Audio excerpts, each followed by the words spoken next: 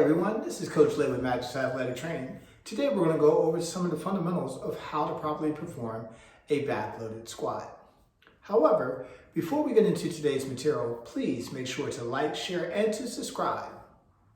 With no further ado, let's get right into today's material. So, as you can see, I have the bar loaded. One of the things that we want to start off with is the actual position of the bar. We want to make sure that when we're loading this bar, that this bar is going to be about underarm or armpit height. Reason being is that when we're going to initially pick up that bar or at the end of our repetitions, we want to make sure that we're not having to come up onto our toes to try to get that bar off, especially in a fatigued state. We want to make sure that we do not injure ourselves. Secondly, we want to make sure that we're placing our feet about shoulder width apart, depending on the style of squat that you're doing. You may want to decide to keep your toes forward or toe them out again, depending on what type of squat that we're doing. Now, one of the key ingredients to your squat are two key points. Is that the initial movement of a squat is not to come down, but to actually hinge the hip slightly and come back. So again, the movement is not down, pushing the hip down, forcing the knees forward, but it's actually to hinge slightly and bring that hip back. Secondly, is that as we are going down, we want to make sure that we're keeping our neck and head in a neutral position so that as we squat, we keep that back nice, flat, and tight. Most times when we start to look up, coming up when the load is heavy, is that we'll have a tendency to start to arch the back, unevenly compressing the disc in the back.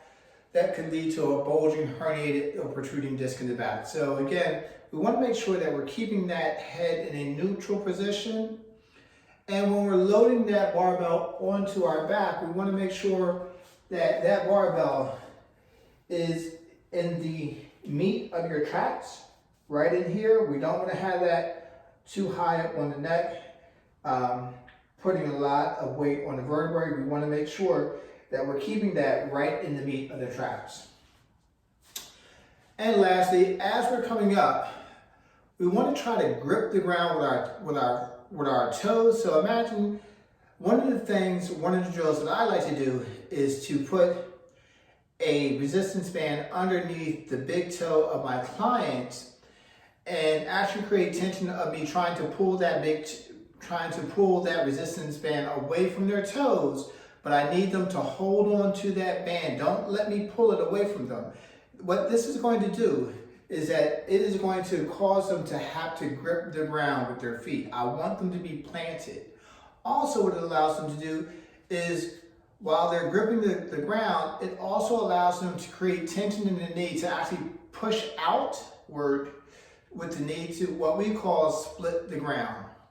So as we're coming up, we're trying to split the ground, engaging those glutes. So with no further ado, let me give you a demonstration. So again, we have the bar. It's going to be about armpit height, load. I'm going to come under, put it right in the meat of my traps, come up. In this case, I'm keeping my head in a neutral position.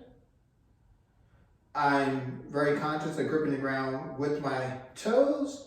And from that position, I'm going to start with pushing the head back,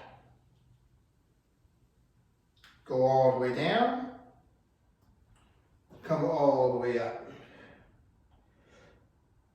all the way down, all the way up.